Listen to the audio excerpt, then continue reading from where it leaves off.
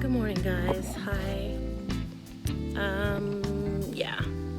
So today is Friday, September the 13th, 2019.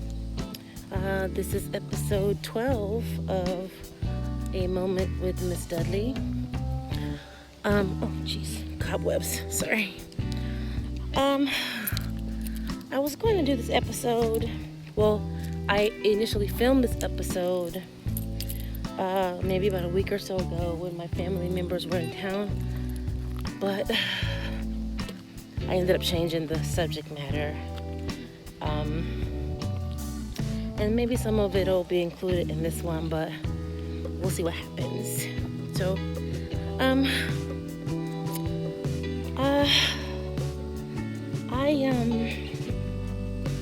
I have some friends who are going through marriage troubles, and they're in their late 30s, early 40s, and they have children, and they're like on their maybe second or third marriages, and it inspired me, along with my journey to become more active and get more balanced through exercise and other things. It inspired me to do today's moment, which is going to be entitled Grow Through It. Okay, so you guys know the old saying, or the expression rather, growing pains, right? And how people hate change, and how people hate to grow, and they love for things to stay the same for their own comfort levels' sake. Ouch. Well, me having been married before, and having to go through a lot of particular growing pains after my initial marriage, I became aware of a lot of things.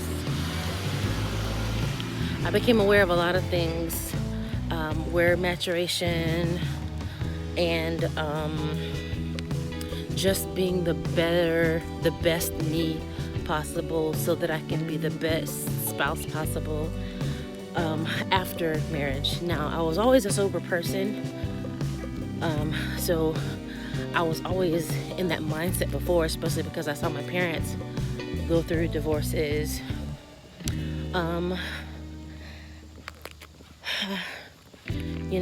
Whenever I was faced with an opportunity to be better, depending on how the opportunity approached me, I would either lean into it, or after some deep self-reflection, I'd lean into it. But if it was abrupt and an immediate shakeup to what I was used to, forget it. I didn't like to feel like it was accosting me, and one of the biggest ways where we end up refusing to grow is in marriage, especially when we find out after the honeymoon stage that our spouse, our husband, our wife, they're not this, they're not that, and then you just immediately get this panicky, oh no, life is over. I thought that they were this. I thought that they were that. And this image has totally been shattered. Well, what do you do at this point? Every argument doesn't mean that the relationship and the marriage is over. Every time you discover that you think differently it's certainly not a reason to end your marriage. And so what do? You have to grow through it, you know? One of the things that's really key to the stages to where my friends are is that they're already on their, like, this is not their first union. So it will behoove them, because they found themselves at this particular stage, to do what's inevitable if they allow themselves to, and that is to grow. Everybody grows, and different things causes us to grow. But are you gonna, if you left your spouse now, if you hop up and go with another person and you hop out of that marriage, run to the next one thinking that they're gonna be better, and sure, circumstances could be different per union, per relationship. Not everybody is the same, but it's not about looking to see if everyone else is different. It's about you, because you're the only person that you can control. So it will really behoove you to just grow through that challenge.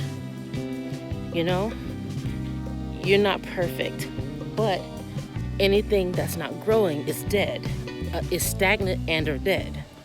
So again, it will behoove you to, be a part of your own growth, be a part of your own maturity, be a part of your own change. And if you don't do that, it's almost like if you refuse to, the R in the word grow will just drop off. And even though there's a W on it, it will spell go. So if you refuse to grow through the challenges that you're met with, you'll go through. You just continue to go through the same mess. You'll continue to feel like you're hitting this proverbial brick wall, because you refuse to grow, you refuse to change, you refuse to accept the fact that you can't control other people. All you can control is yourself.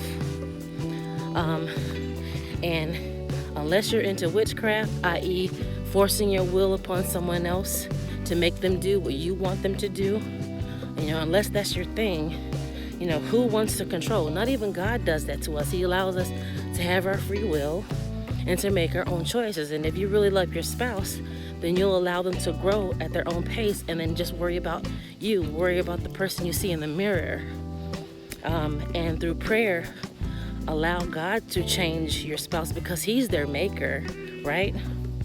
And perhaps if they see you approaching growth with a positive mindset, it may even share with them the incentive, or provide an incentive for them to allow God to make the appropriate changes for them, so that you can be better spouses for each other, right?